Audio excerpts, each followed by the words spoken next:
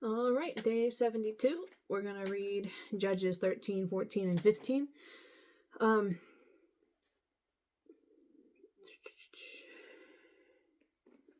see. Sorry. Kind of tempted to read 16 as well, because that's all of Samson's stuff. But, I don't really want to. So we'll read to 15 and read 16, 17, and 18 tomorrow. Alright. Chapter 13. Again the children of Israel did evil in the sight of the Lord, and the Lord delivered them into the hand of the Philistines for 40 years. Now there was a certain man from Zorah of the family of the Danites, whose name was Manoah, and his wife was barren and had no children. And the angel of the Lord appeared to the woman and said to her, Indeed, now you are barren and have borne no children, but you shall conceive and bear a son. Now therefore please be careful not to drink wine or similar drink, and not to eat anything unclean, for behold, you shall conceive and bear a son. And no razor shall come upon his head, for the child shall be a Nazarite to God from the womb, and he shall begin to deliver Israel out of the hand of the Philistines. So the woman came and told her husband, saying, A man of God came to me, and his countenance was like the countenance of the angel of God, very awesome, but I did not ask him where he was from, and he did not tell me his name. And he said to me, Behold, you shall conceive and bear a son. Now drink no wine or similar drink, nor eat anything unclean, for the child shall be a Nazarite to God from the womb to the day of his death.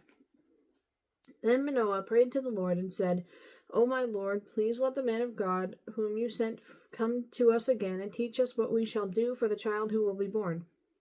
And God listened to the voice of Manoah, and the angel of God came to the woman again as she was sitting in the field. But Manoah, her husband, was not with her. Then the woman ran in haste and told her husband, and said to him, Look, the man who came to me the other day has just now appeared to me. So Manoah arose and followed his wife. When he came to the man, he said to him, Are you the man who spoke to this woman? And he said, I am. Manoah said, Now let your words come to pass. What will be the boy's rule of life and his work? So the angel of the Lord said to Manoah, Of all that I said to the woman, let her be careful. She may not eat anything that comes from the vine, nor may she drink wine or similar drink, nor eat anything unclean. All that I commanded her, let her observe. Then Manoah said to the angel of the Lord, Please let us detain you, and we will prepare a young goat for you. And the angel of the Lord said to Manoah, Though you detain me, I will not eat your food, but if you offer a burnt offering, you must offer it to the Lord. For Manoah did not know he was the angel of the Lord. Then Manoah said to the angel of the Lord, What is your name, that when your words come to pass, we may honor you? And the angel of the Lord said to him, Why do you ask my name, seeing it is wonderful? So Manoah took the young goat with the grain offering, and offered it upon the rock to the Lord. And he did a wondrous thing, while Manoah and his wife looked on. It happened as the flame went up toward heaven from the altar. The angel of the Lord ascended in the flame of the altar. When Manoah and his wife saw this, they fell on their faces to the ground. When the angel of the Lord appeared no more to Manoah and his wife, then Manoah knew that he was the angel of the Lord. And Manoah said to his wife, We shall surely die, because we have seen God. But his wife said to him, If the Lord had desired to kill us, he would not have accepted a burnt offering and a grain offering from our hands, nor would he have shown us all these things, nor would he have told us such things as these at this time. So the woman bore a son, and called his name Samson, and the child grew, and the Lord blessed him. And the Spirit of the Lord began to move upon him at Mahanadan, between Zorah and Ashtaol. Alright, 1 second. Alright, chapter 14. Now Samson went down to Timnah, and saw a woman in Timnah of the daughters of the Philistines. So he went up and told his father and mother, saying, I have seen a woman in Timnah of the daughters of the Philistines. Now therefore get her for me as a wife. Then his father and mother said to him, Is there no woman among the daughters of your brethren, or among all my people, that you must go and get a wife from the uncircumcised Philistines? And Samson said to his father, Get her for me, for she pleases me well. But his father and mother did not know that it was of the Lord, that he was seeking an occasion to move against the Philistines. For at that time the Philistines had dominion over Israel. So Samson went down to Timnah with his father and mother, and came to the vineyards of Timnah. I wish you could see what he's doing. He's got a hair tie, and he's just freaking out, batting it around. Okay, sorry, got distracted. Middle of verse 5. Now to his surprise, a young lion came roaring against him, and the Spirit of the Lord came mightily upon him, and he tore the lion apart as one would have torn apart a young goat, though he had nothing in his hand. But he did not tell his father or his mother what he had done. Then he went down and talked with the woman, and she pleased Samson well. After some time, when he returned to get her, he turned aside to see the carcass of the lion, and behold, a swarm of bees and honey were in the carcass of the lion. He took some of it in his hands, and went along, eating. When he came to his father and mother, he gave some to them, and they also ate. But he did not tell them that he had taken the honey out of the carcass of the lion. So his father went down to the woman, and Samson gave a feast there, for young men used to do so. And it happened, when they saw him, that they brought 30 companions to be with him.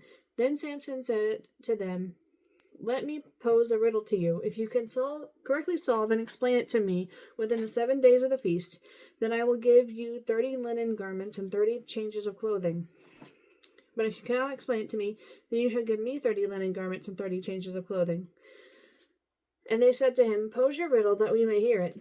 So he said to them, Out of the eater came something to eat, and out of the strong came something sweet. Now for 3 days they could not explain the riddle. But it came to pass on the 7th day that they said to Samson's wife, Entice your husband, that he may explain the riddle to us, or else we will burn you and your father's house with fire. Have you invited us in order to take what is ours? Is that not so? Then Samson's wife wept on him and said, You only hate me, you do not love me. You have posed a riddle to the sons of my people, but you have not explained it to me. And he said to her, Look, I had not explained it to my father or my mother, so should I explain it to you? Now she wept on him 7 days while their feast lasted. And it happened on the 7th day that he told her, because she pressed him so much, that she explained the riddle to the sons of her people. So the men of the city said to him on the 7th day before the sun went down, What is sweeter than honey, and what is stronger than a lion? And he said to them, If you had not plowed with my heifer, you would not have solved my riddle. Then the Spirit of the Lord came upon him mightily, and he went down to Ashkelon and killed 30 of their men, took their apparel, and gave the changes of clothing to those who had explained the riddle. So his anger was aroused, and he went back up to his father's house. And Samson's wife was given to his companion, who had been his best man. 1 second. All right. Chapter 15. After a while, in the time of wheat harvest, it happened that Samson visited his wife with a young goat. And he said, Let me go into my wife, into her room. But her father would not permit him to go in. Her father said, I really thought that you thoroughly hated her. Therefore I gave her to your companion. Is not her younger sister better than she? Please take her instead. And Samson said to them, This time I shall be blameless regarding the Philistines if I harm them. Then Samson went and caught 300 foxes, and he took torches, turned the foxes tail to tail, and put a torch between each pair of tails. When he had set the torches on fire, he let the foxes go into the standing grain of the Philistines, and burned up both the shocks and the standing grain, as well as the vineyards and olive groves. Then the Philistines said, Who has done this? And they answered, Samson, the son-in-law of the Timnite, because he has taken his wife and given her to his companion. So the Philistines came up and burned her and her father with fire. Samson said to them, Since you would do a thing like this, I will surely take revenge on you, and after that I will cease. So he attacked them, hip and thigh, with a great slaughter. Then he went down and dwelt in the cleft of the rock of Etam. Now the Philistines went up and camped in Judah, and deployed themselves against Lehi. And the men of Judah said, Why have you come up against us? So they answered, We have come up to arrest Samson, to do to him as he has done to us. Then 3,000 men of Judah went down to the cleft of the rock of Etam, and said to Samson, Do you not know that the Philistines rule over us? What is this you have done to us? And he said to them, As they did to me, so I have done to them. But they said to him, We have come down to arrest you, that we may deliver you into the hand of the Philistines. Then Samson said to them, Swear to me that you will not kill me yourselves. So they spoke to him, saying, No, but we will tie you securely and deliver you into their hand, but we will surely not kill you. And they bound him with 2 new ropes and brought him up from the rock. When he came to Lehi, the Philistines came shouting against him. Then the Spirit of the Lord came mightily upon him, and the ropes that were on his arms became like flax that is burned with fire, and his bonds broke loose from his hands. He found a fresh jawbone of a donkey, He found a fresh jawbone of a donkey, reached out with his hand and took it, and killed 1,000 men with it. Then Samson said, With the jawbone of a donkey, heaps upon heaps, with the jawbone of a donkey, I have slain 1,000 men. And so it was, when he had finished speaking, that he threw the jawbone from his hand, and called that place Ramath-Lehi. Then he became very thirsty, so he cried out to the Lord, and said, You have given this great deliverance by the hand of your servant, and now shall I die of thirst, and fall into the hand of the uncircumcised.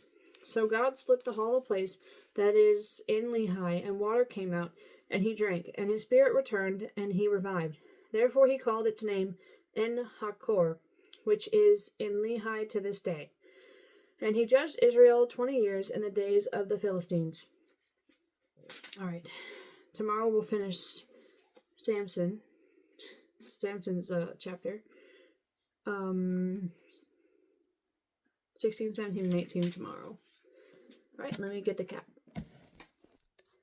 He knows intention because he wouldn't let me pick him up. But there he is. He's a good boy.